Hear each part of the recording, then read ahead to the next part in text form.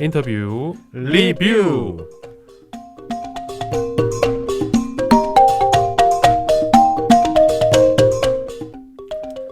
네, 오랜만에 돌아온 인터뷰 리뷰. 네, 김시현 의원과 2부에서 또 인터뷰 리뷰 이어서 이어갈 텐데요. 김시현 의원과 왜 함께 인터뷰를 하느냐? 용해인 국회의원 인터뷰가 우리 전화 인터뷰를 먼저 했었잖아요. 그 부분에 대해서 인터뷰 리뷰 좀 짚어보도록 하겠습니다. 네, 먼저 김시현 의원님 2부 청취자들께도 인사 부탁드리겠습니다. 네, 청취자 여러분 반갑습니다. 김시현 의원입니다. 네, 계속해서 좀 이어가도록 하겠습니다.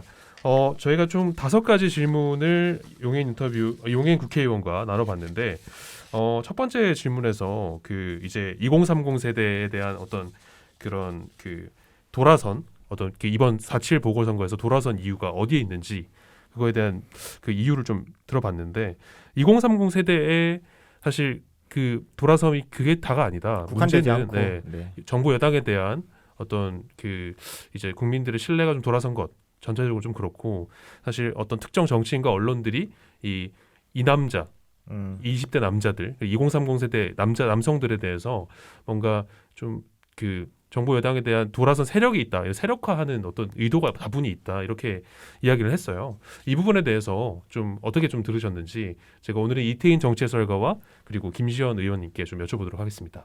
네, 먼저 누가 좀 얘기를 해주시죠. 네, 제가 먼저 일단은 포문을 열도록 하겠습니다. 일단은 네네. 아무래도 그 앞서 말씀해 주셨던 뭐 하태경 의원이나 이준석 전 이제 최고위원이었나? 네. 네, 그렇죠. 최고위원께서 말씀해 주셨던 것 중에 하나가 그들을 세력화하려고 한다. 그 두 분이. 네, 그리고 그 세력을 이용해서 뭔가를 만들려고 한다라는 취지로 말씀해 주신 것 같아요. 용해인 의원은. 근데 네. 그들이 뭐 물론 직접적으로 활동을 한 적이 없기 때문에 표면적으로 드러나지 않았을 뿐 이 남자들이 네, 이 남자들도 네. 저는 어느 정도로 표현을 하고 있다고 보거든요. 뭐 대표적인 뭐 패션 커뮤니티나 네, 아니면 뭐 축구 사이트나 네, 그리고 뭐 대표적으로 유튜브 모 채널에 네. 그 이제 관련된 단어 때문에 이제 윤모 교수가 이제 관련돼서 네네. 네, 한참 윤모선 사건이 교수, 네, 네네. 한참 유명하죠, 사건이 그 사건은. 네네. 네, 불거지고 있고 한 달도 안 된 영상이 네. 300만 뷰를 넘어간다는 거는 그 유튜버를 보는 시청자층이 10대, 20대, 30대 남자가 주를 이루잖아요. 네. 그것만 봐도 이 집단이 형성이 돼 있다는 걸 어느 정도 반증을 할 수 있다는 걸로 저는 보고 있고 네. 그리고 뭐 2030 세대만이 아니라 전체적인 세대들이 문제에 대해서 인식을 하고 그렇게 심판을 했다, 응징을 했다라고 얘기를 하고 계시는데 근데 그 중에서도 여태까지 청년들이 2030이 그렇게 민심을 표현하지 않았는데 이렇게 적극적으로 표현했다는 것 자체가 저는 의미가 있다고 보고 있거든요. 네. 네, 저는 그 점에서 일단 이 정도로 말씀드릴 수 있을 것 같습니다. 알겠습니다. 김시현 의원께서는 좀 어떻게 들으셨는지요? 네, 저는 2030이 왜 돌아섰냐라고 이야기해 주셨을 때 네. 인터뷰에서도 제가 좀 말씀드렸었지만 청년들이 포기하는 것들이 많잖아요. 그래서 M4 세대라고까지 얘기 나오는데 그런 불안감을 더 가중시킨 게 아닌가. 네. 부동산 정책이나 이런 부분이. 네. 그래서 돌아섰고 심판했다라고 생각을 하거든요. 네. 그리고 뭐 페미나 반페미, 뭐 세력화 이렇게 얘기해 주셨는데 저는 그런 단어 자체가 그냥 분열을 조장하는 것 같아요. 갈등을 더 깊이 만들고 네. 만약에 페미나 반페미에 대한 문제나 이런 게 있다면 네. 해결하고 다시 갈등을 좀 조정할 수 있는 대안이 마련하는 것이 정치가 할 일이지 네. 그거를 조금 더 분장하고 막 네네. 부추기는 네. 것이 네. 저는 그런 거는 좀 자제했으면 좋겠다. 네. 그리고 청년들이 좀 안정적인 삶을 살 수 있도록 개선하는 방향을 조금 더 고민해 주는 게 네. 이번 선거의 방향이 아닐까, 네. 결과에 대한 방향이 아닐까라는 생각합니다. 그러니까 결과를 놓고 봐서 우리가 지금 이제 페미냐 반페미냐 20대 30대 남성이냐 아니냐 이렇게 좀 분열하는 것보다도 우리가 진정 청년들을 위한 어떤 좀 정책에 대한 올바른 방향을 이끌어낼 수 있는 결과로 나아가셔야 되겠느냐라는 네. 말씀이신 것 같아요. 저 네. 공감되네요. 네. 상당히 공감되는 바고 네. 저도 이렇게 듣고 보니까 저도 어느새 거기에 휩쓸려서 세력한 갈등을 부추기고 있었네요. 네, 그러신가요? 근데 저는 실제로 이제 뭐 제가 조금 더 말씀드리면 이태인 정치해설가께서 말씀도 사실은 상당히 일리가 있다고 보고요. 실제로 그런 행동들에 대한 반증이 비단 선거뿐만 아니라 실제로 이제 커뮤니티나 아니면 뭐 어떤 소셜 미디어 플랫폼에서 충분히 드러나고 있는 상황이기 때문에 네, 그렇게 좀 바라보신 것 같습니다. 네, 그래서 이번 질문으로 좀 넘어가도록 할게요. 이제 더불어민주당 2030 청년 의원들이 방송문을 내놓자 이 초선 오적이라는 비판이 나오고 있다. 이런 부분에 대해서 어떻게 느꼈냐고 말을 했는데 결과적으로는 이제 그 좀 처음에는 이제 청년 5명의 그 초선 의원들의 발표문, 그 다음은 초선 의원들 발표문, 그 다음 재선 의원들, 삼선 의원들 이렇게 마치 짜여진 프레임대로 한 것이 사실 소수정당 입장에서는 좀 위화감을 느꼈다라고 말씀을 하셨기도 했지만 사실 이런 목소리들조차도 반갑다라는 표현을 하시기도 했거든요. 네, 거기에 대해서 좀 어떻게 들으셨는지 이번엔 김시현 의원부터 좀 말씀 부탁드리겠습니다. 네,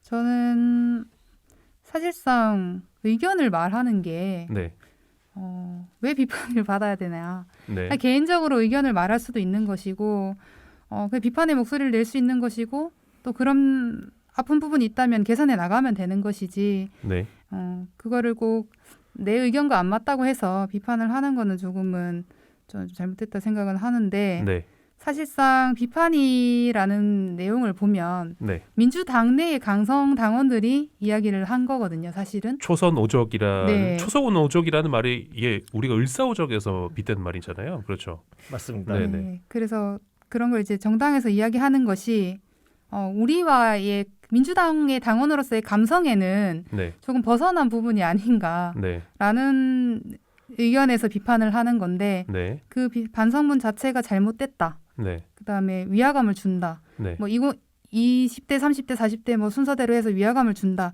이것도 반성은 반성인 거지. 네. 그런 부분을 어떻게 보시고 위화감을 주셨나 든다라는 생각을 하시는가 네. 이런 것에 대해서 조금 궁금한 생각을 좀 가졌어요. 네, 네. 그러니까 이 반성문 자체를 놓고 봐서는 사실 어떤 그런 충분한 그 반성문 그 자체로 봐야 되는데 그거에 대해서 위화감을 느낀다든지 이런 부분은 조금 의아스럽다. 네, 말씀하셨고, 개선에 네네. 대한 방향을 이야기를 하는 거고 네. 고치고 앞으로 뭐 잘하겠다라는 의견일 뿐인데 그렇게 순서대로 한다고 해서 뭐 위화감이 든다고 하는 부분이 네, 조금 공감하기는 어려웠습니다.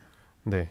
이태인 정치해설가께서는 어떻게 보셨습니까? 네, 네. 뭐 저는 일단은 굉장히 중립적으로 잘 말씀해 주셨던 것 같고요. 네, 그리고 그 중립적인 말씀을 해주시는 와중에도 청년들에게 2030 의원들에게 뭐 이런 뭐랄까 칭찬 아닌 칭찬 그리고 위로 아닌 위로를 전하면서 네. 좋은 모습으로 바뀐 봤는데 네, 물론 이 입장문 전체를 뭐 지금은 이제 용해인 의원께서 말씀하신 걸 조금 더 벗어나서 말씀드리자면 저는 이게 누군가를 저격하는 것처럼 느끼면은 안 되는데 그렇게 느꼈다는 것 자체가 본인들이 뭔가를 많이 가지고 있으니까 그에 대한 비판을로 저는 좀 수용을 한 것 같아요. 일부 세력들이. 네. 그러니까 그런 부분에서 너무 많이 가지 않았나.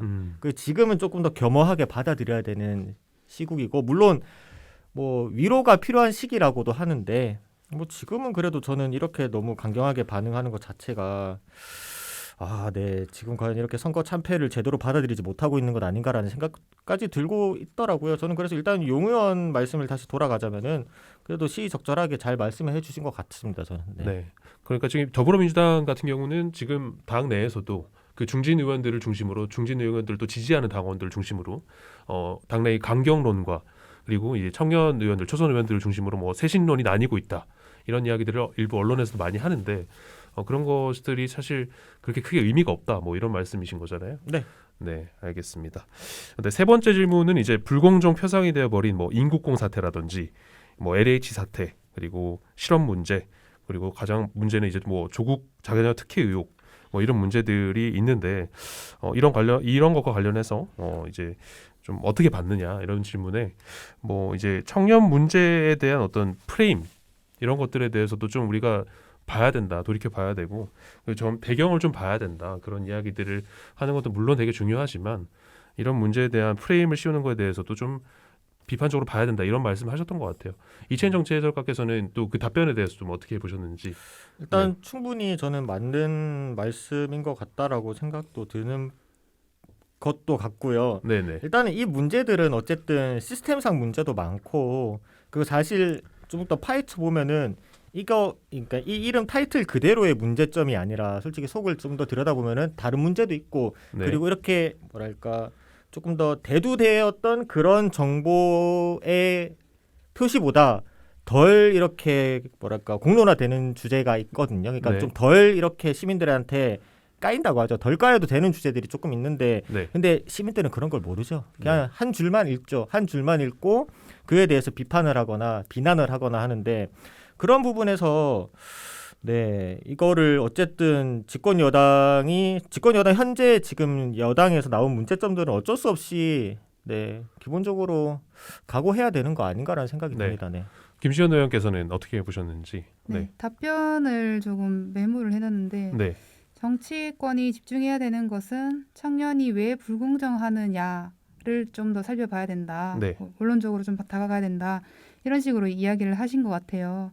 근데 용해인 의원님도 사실상 청년 정치인이시고 네. 지금 청년 정치인으로 활동하고 계신데 좀 시원한 답을 해주셨으면 네네. 그래도 조금 조언이 되지 않았을까라는 생각을 하거든요. 구체적으로 어떤 답변이었으면 좋았을까요? 왜 불공정하느냐? 네. 그럼 이런 부분이 불공정하다. 네. 그래서 이런 대안이 필요하다. 정도의 청년 정치인으로서 목소리를 좀 내주셨으면 네. 조금 더 좋았지 않았을까. 저도 이 용해인 의원님이 말씀하신 내용이 뭘까 네. 이런 궁금함은 좀 드네요. 알겠습니다. 네. 그러니까 이 불공정에 대한 이런 일련의 사태들에 대해서 혹은 그 과정에 대해서 결과에 대해서 좀 청년으로서 좀 직접적으로 강경하게 목소리를 냈으면 좋겠다. 그게 좀 아쉽다. 네, 이런 말씀이셨던 것 같고.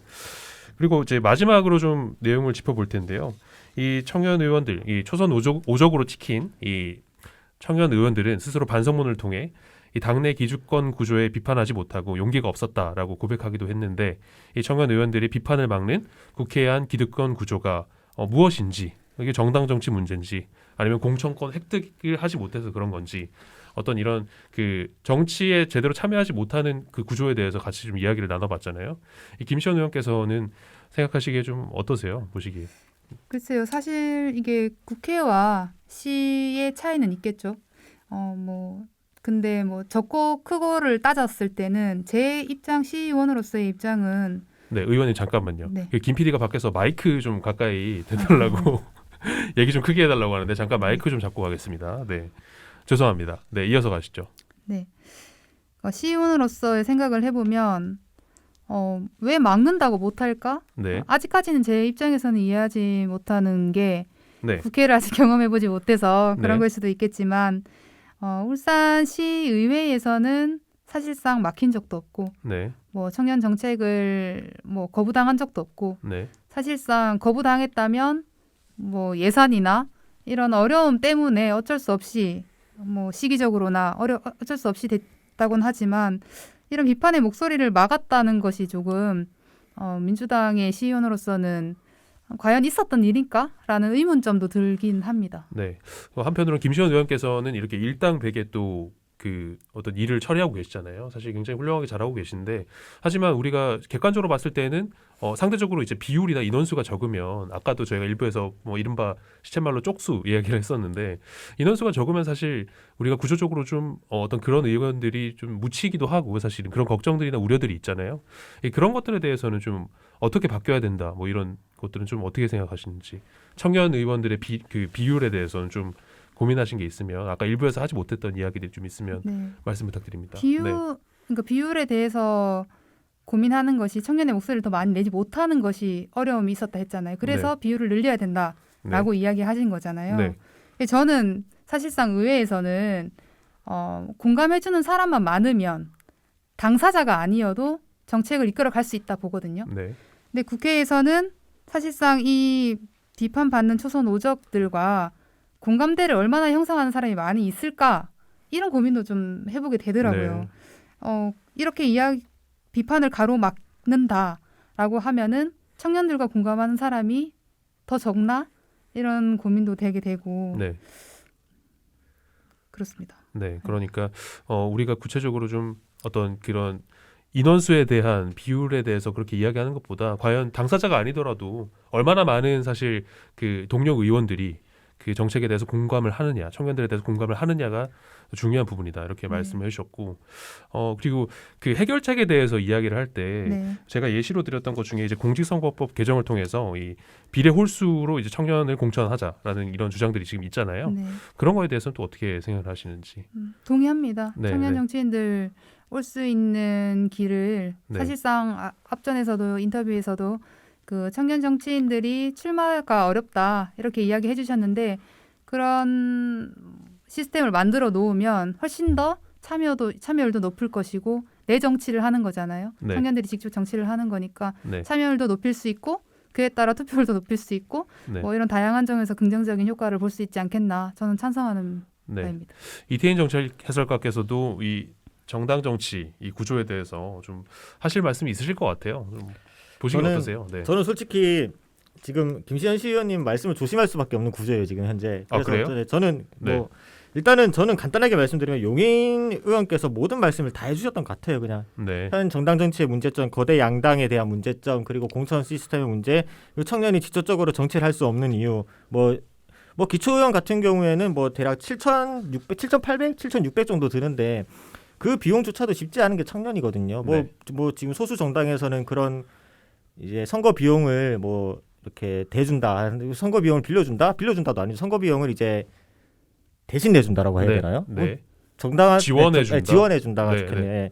선거 비용을 지원해주는 정책이 있지만은 뭐 민주당이나 국힘에서는 솔직히 그게 대표적으로 뭐 어느 비용을 얼마만큼 지원해주는지 대해 저는 아직까지 들어본 적이 없어서 네. 그런 부분에서 조금 더 거대 양당에서는 조금 더 강조해서 어필할 필요가 있지 않나. 네. 그리고 그 비용을 좀 점진적으로 늘려가는 게 좋지 않나라는 생각이 들고 네. 뭐 저는 솔직히 2부라서 조금 더 강경한 발언을 해볼까 했지만 그래도 용 의원께서 다 해주셔서 전 딱히 붙일 말은 더 이상 없을 것 같습니다. 그러실 거예요? 일단은 네. 너 공천 뭐 할 말씀 많긴 한데 저는 일단은 네. 아껴놨다가 내년에도 변하지 않으면 쏟아내겠습니다. 너무 늦어요. 지금 하세요. 지금 하자. 고민해 보시고 네, 네, 네. 제가 조금 김시현 의원께서 말씀 더 예. 하시죠. 네. 그 민주당을 대변인으로서 네, 네. 조금 어필을 하자면 네. 사실상 여성 정치인 확대를 위해서 여성 정치인에게 이제 선거에 조금 더 참여할 수 있도록 지원해주는 시스템이 아직도 존재를 하고 있고 네. 그다음에 저 또한 청년 비례대표 제도를 거대 여당인 민주당에서 만들었어요. 네. 그런 거 아니었으면 사실상 민주당에서 오랫동안 정치를 해왔고 어려웠던 분들이 노고를 인정받아서 조금 더 지금 제자리와 조금 더 가까워졌을 테지만 청년 정치인들의 발굴을 염원하는 그걸 받아들였기 때문에 네. 청년 비례대표 제도가 생겼고 네. 그래서 이 기초의원부터 광역의원까지는 청년 정치인들의 발굴에 조금 더 힘 쏟아보자라는 결과가 지금의 저라고도 저는 생각을 하거든요. 네. 그래서 청년들이나 여성 정치인들의 확대를 위해서 거대 여당에서도 노력하는 부분이 있다. 이렇게 좀 말씀드리고 싶네요. 네, 알겠습니다. 이태인 정책 해설가께서 못다 하신 말씀으로 좀 마무리하고 저희가 네. 좀 방송을 마무리하겠습니다. 네. 정적이에요, 지금? 네네. 말씀하시죠. 네. 지금 제가 저보고 말하라고. 네네. 이태인 정책 해설가께서 마무리 멘트를 좀 하시고. 마무리 멘트. 아니요. 저희 마지막 소감이요. 소감이요. 네. 일단은 청년들이 이제 더 이상 그렇게 무식하지 않고 네. 모른다고 해서 이제 가만히 냅두는 게 아니라 이제 청년들 직접 의사를 표현하고 한 표 한 표 행사를 하면서 보여줄 수 있는 시기가 왔다고 생각해요. 그리고 네. 이제 더 이상 이게 뭐 물론 미디어가 많이 이렇게 진화하면서 그런 부분도 영향이 있겠지만 이제 더 이상 청년을 물러보지 마시길 바랍니다. 네. 좀 강한 멘트 하셨고 마지막으로 김시현 의원께서도 못다 하신 말씀이나 청취자들께 좀 드리고 싶은 말씀이 있으면 부탁드리겠습니다. 네. 오늘의 주제가 2030 세대가 왜 돌아섰을까가 거의 저는 핵심이라고 보는데 네. 사실상 이전에는 청년들의 투표율이 적었다고 생각을 하거든요. 네. 그런데 이번에 확실히 목소리를 냈다. 그리고 우리 정책에 대해서도 조금 더 깊이 고민해봐라. 이런 메시지를 전달해주면서 투표에 과감히 참여를 한 것 같아요. 네. 이런 변화가 저는 진짜 다행이라고 생각을 하고 네. 그러면서 2030에 대한 이 주제가 또 나온 것 같아요. 그래서 앞으로도 저는 청년들의 정치 참여나 투표 참여, 참정권 참여에 조금 더 애쓰고 싶고 그리고 저도 좀 더 노력해야겠다라는 생각을 하고 있고 더불어민주당으로서도 조금 더 이번 선거 결과에 뼈아픈 반성을 하고 다시 한번 출발하는 기회가 돼야 되겠다라는 생각을 합니다. 네, 알겠습니다. 네, 두 분과 인터뷰는 여기서 마무리하도록 하겠습니다. 김시현 의원님 오늘 출연해 주셔서 감사드립니다. 감사합니다. 감사합니다. 감사합니다. 스타팩토리 100.3 금요판은 여기서 마무리하겠습니다. 지금까지 기술의 이창수 엔지니어, 음악의 길기판, 진행의 조강래, 이태인, 구성의 엄유미, 책임의 김성광이었습니다. 다음 주 이 시간에 다시 찾아뵙겠습니다. 제가 모두라고 말하면 다들 안녕이라고 말해주세요. 모두 안녕!